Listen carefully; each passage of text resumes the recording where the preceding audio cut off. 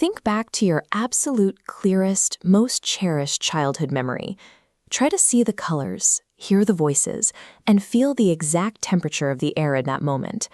Biologically, that vivid image is built on a foundation of missing data and reconstructed fragments. We tend to operate on the assumption that the human brain works like a video camera, cleanly recording our lives to a hard drive for perfect playback later. However, the biological reality is that our experience is defined by subtraction.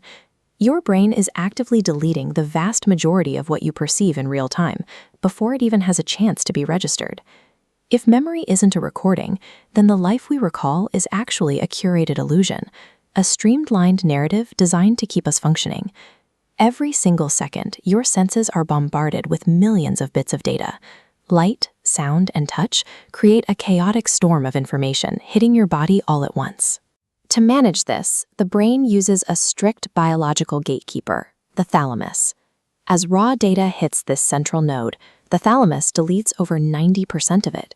Without this necessary purge, the sheer volume of sensory input would trigger a catastrophic cognitive overload, causing the system to fracture.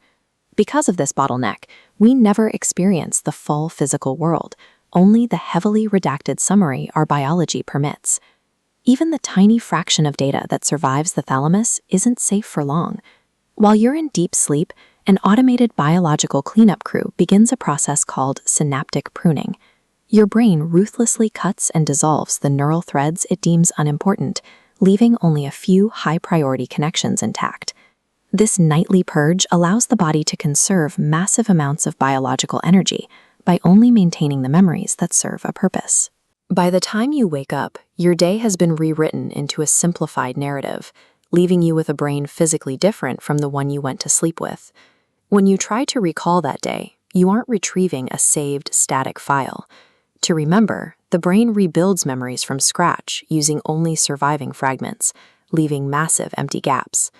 Your mind then uses guesswork and emotions to fill these gaps with new data masquerading as original detail. This turns every act of remembering into an act of creative storytelling, making every memory you have a partial fabrication.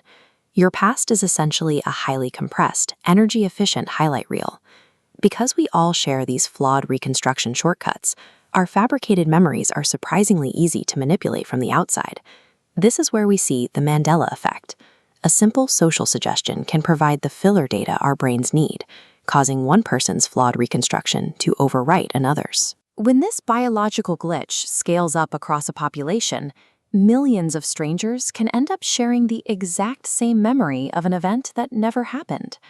Collective history often functions as a story our edited brains agreed upon, rather than a perfect preservation of objective facts. Are you sure that childhood memory even exists? Follow Factorian for more.